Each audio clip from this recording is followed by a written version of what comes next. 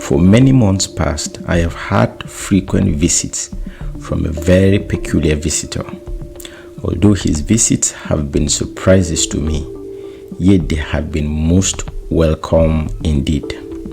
At first, I was startled and greatly surprised when a man with a silken beard and flowing garment came into my study entirely uninvited and without apology. At first, his visits were brief, then longer. If I went for an evening's walk in the field or woods, he would frequently drop into my company and seemed delighted to walk with me. I soon found he could speak different languages with perfect ease and that his nationality was different from my own.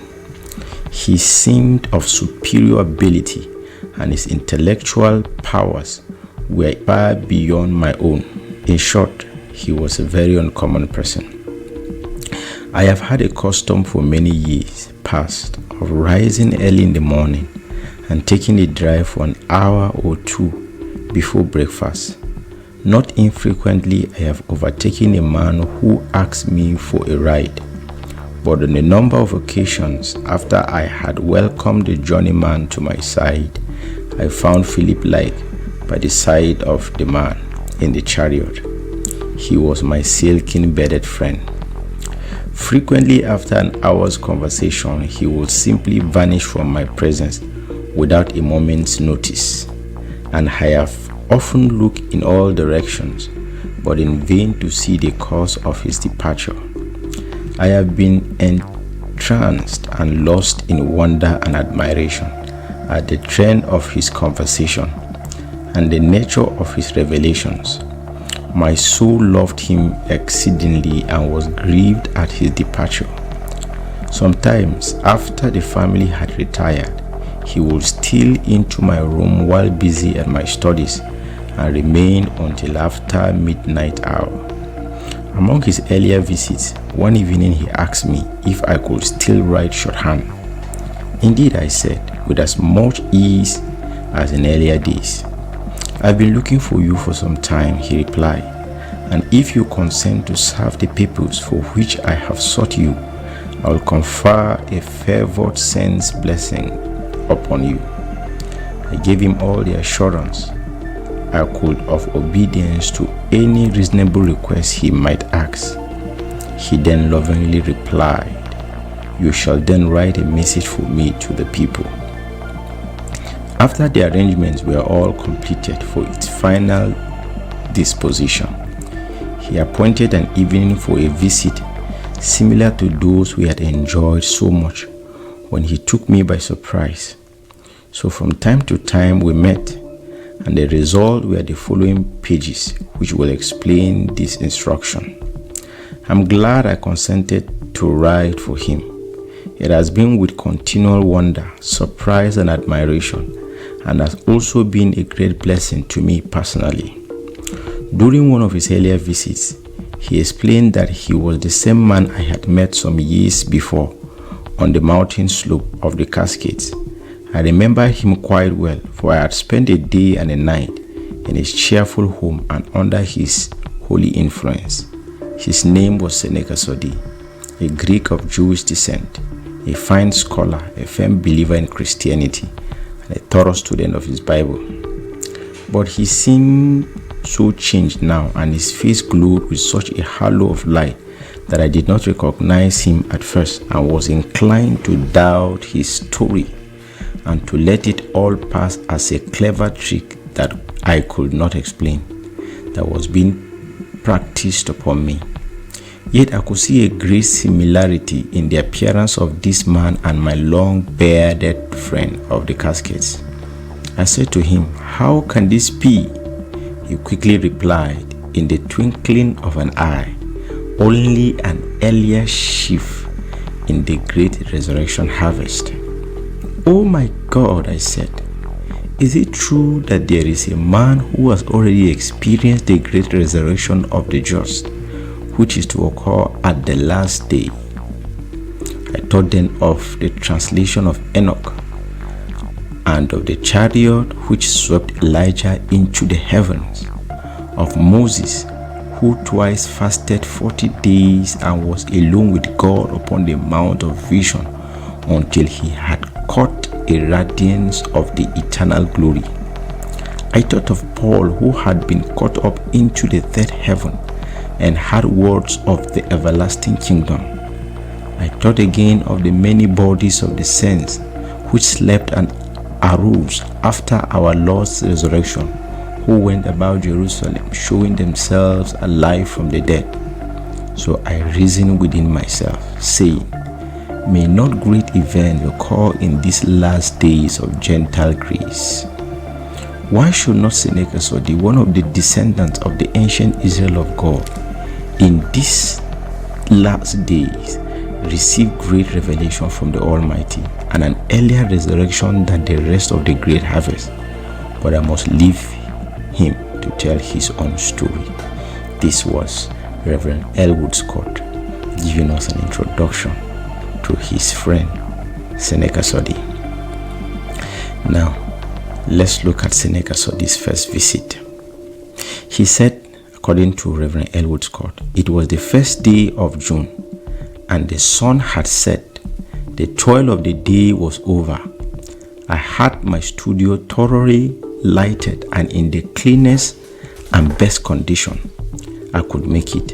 I had provided pencils, paper, pens, and ink, and was nervously waiting for my silken-bearded friend. I felt a keen sense of uneasiness, not knowing the full nature of his mission or what it might all embrace. I knelt and most solemnly prayed that the Almighty Father might be my helper, for my visitor had impressed me with a sense of awe, and that I was quite insignificant in his presence. The door at last opened and Seneca Sodi came in, a wonderful halo of light about his head and face. I arose to greet him, and with a pleasant good evening, he apparently gripped my hand. My son, he said, I greet you in the name of the Father. When he had taken a seat, he said, do you remember my humble home at the foothills of the Cascades? Indeed I do, and the long ramble among the hills we enjoyed together that day, and of the sleepless hours until after midnight, and of my promise to endeavor to see you again in your little earthly mansion of bliss. I could not wait for your return, said Seneca. Strange experiences were awaiting me. I had been earnestly hoping that the coming of the Lord was near at hand and was much in prayer. I was strangely impressed with the thought of coming great events, but was not expecting the great favors which were so soon to be shown to me. But I find that God takes delight in surprising us with new and great blessings. Now, the story will begin, but we are going to read it in the next video. This one just gave us a summary of Seneca Sodi's introduction with Reverend Elwood Scott. Seneca Sodi had gone to heaven and stayed there for 40 days, and he was granted permission to return, according to what Reverend Elwood Scott said here, to come and tell the stories of the beauties that were awaiting the saints in heaven. And that is the story we are going to be looking at, the things he saw there that was described and written by Reverend Elwood Scott. You may want to ask me, is this story true? Did it really happen or not? I cannot affirm or confirm to you the authenticity of the story. But one thing I can assure you is that this story will reawaken in you the hunger to want to go home. Remember, Paul the apostle said, for me to live is Christ, to die is gain. And he said, I am hard pressed between the two, having a desire to depart and be with the Lord, which is far much greater, but I must remain in the body for your sake. Now, the same Paul also spoke about an experience he had where he was caught up into the third heavens, and he had things that a man was not permitted to talk about. It seems after Paul went to the third heaven and saw what is happening there, he lost interest in this world And from that day, there is a groaning. The whole creation waited, groans, wanting to be clothed with immortality. Paul also said that from the day he went and saw what is in the other side, he lost interest in everything we have in this world, and he had a desire, a longing to go back there. Seneca Sodi, in his introduction, also said he has been earnestly hoping that the coming of the Lord is at hand, and he has been earnestly in prayers. There is no genuine believer or Christian or saint who doesn't have that hunger or passion to have this earthly order come to a close, so that we would get to the eternal abode of the saints, the sunny land above. Because what is in the other side is sweeter and greater than whatever we see here. The beauties, the joy, the happiness, the glory that awaits us in the other side is better than anything you can see here. Bible says, for our light affliction, which is but for a moment, is working for us a far more exceeding weight of glory. For I consider that our present suffering is worth nothing compared to the glory that is going to be revealed in us. So whether this story is true or not, I cannot tell you.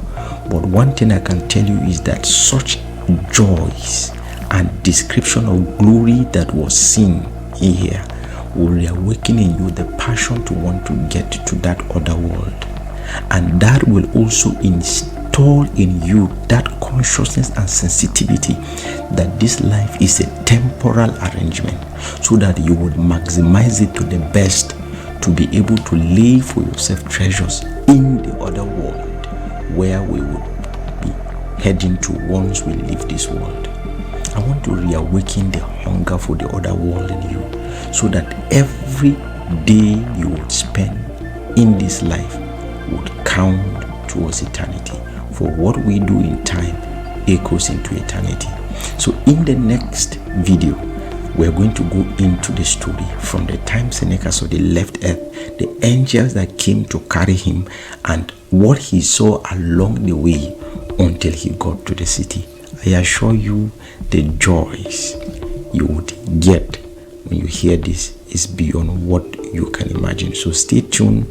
If you're watching this on YouTube, be sure to subscribe.